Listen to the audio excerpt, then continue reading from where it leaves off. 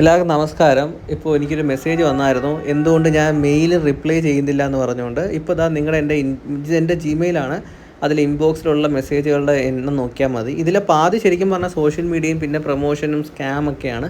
പക്ഷേ പിന്നീട് വരുന്ന ഒരു പാതി ഒരു 40% നമ്പേഴ്സ് എന്ന് വെച്ചാൽ മെസ്സേജുകളാണ്. അത് പല തരത്തിലുള്ള മെസ്സേജുണ്ട്. FMG തൊട്ട് പേരൻസ് തൊട്ട് ടീച്ചേഴ്സ് തൊട്ട് ഈവൻ ഒരു ഇമോഷണലായിട്ടുള്ള ഒരുപാട് പേരുണ്ട്. ഞാൻ പറഞ്ഞിട്ടുണ്ട്, ഈ നിങ്ങൾക്ക് എന്തെങ്കിലും ഇമോഷണലി പ്രശ്നങ്ങളുണ്ട്, സ്ട്രെസ്സാണ്, ഡിപ്രഷൻ എന്നൊക്കെ വേണമെങ്കിൽ നിങ്ങൾക്ക് എന്നോട് എഴുതി അറിയിക്കാമെന്ന്. അപ്പോൾ ആ വീഡിയോ കണ്ടിട്ടായിരിക്കണം ഒരു പക്ഷേ ഒരുപാട് പേര് അങ്ങനത്തെ ഉള്ള മെയിലുകൾ അയക്കാറുണ്ട്. അപ്പോൾ ഞാൻ മാക്സിമം അത്തരത്തിലുള്ള മെയിലുകൾക്കാണ് ഞാൻ പലപ്പോഴും റിപ്ലൈ കൊടുക്കാറ്. കാരണം നമുക്കറിയാം, ഒരാൾ ഒരു എക്സാം അല്ലെങ്കിൽ ഒരു ലൈഫ് ഇവൻറ്റ് മൂലം ഡിപ്രഷനിലൂടെ പോകുന്ന ശരിക്കും പറഞ്ഞാൽ അവർക്കൊരു കൈത്താങ്ങ് കൊടുക്കുക എന്ന് പറയുന്ന വലിയൊരു കാര്യമാണ്. അത്തരത്തിലാണ് ഞാൻ അതിനൊക്കെ പ്രയോറിറ്റൈസ് ചെയ്യുന്നത്.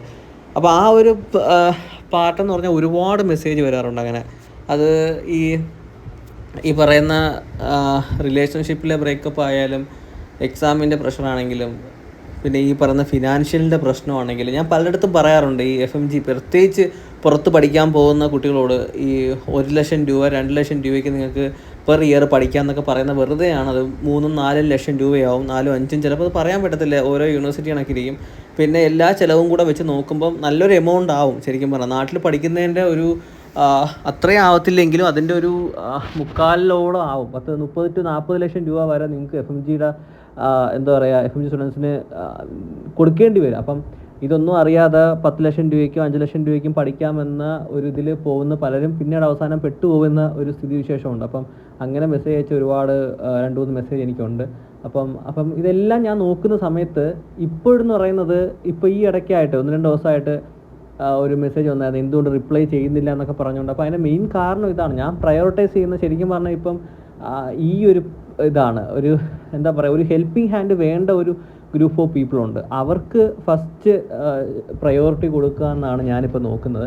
അതിനൊക്കെ തന്നെ വേറൊരു കാര്യം എന്ന് വെച്ചാൽ എൻ്റെ മെയിൽ ID ഞാൻ മാറ്റാൻ പോവുകയാണ്.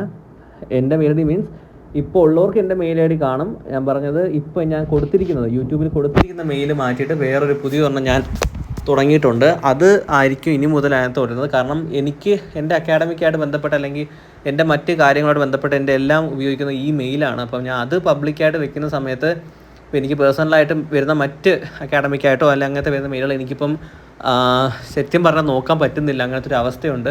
അപ്പം ഇതാണ് ഇപ്പോഴത്തെ ഒരു അവസ്ഥ എന്ന് പറയുന്നത്. പലരും പറയാറുണ്ട്, എനിക്കിപ്പോൾ അഹങ്കാരം കൊണ്ടാണ് ഞാൻ മെസ്സേജ് തിരിച്ചയക്കാത്ത. അങ്ങനെയല്ല, ഇതാണ് അവസ്ഥ എന്ന് പറയുന്നത്. ഇപ്പോൾ ഇൻസ്റ്റയുടെ നോക്കിയാലും ഒരു നല്ലൊരു എമൗണ്ട് മെസ്സേജ് ഉണ്ട്. പലർക്കും ഞാൻ റിപ്ലൈ കൊടുത്തിട്ടില്ല. അതിൻ്റെ കാരണം ഇതാണ്.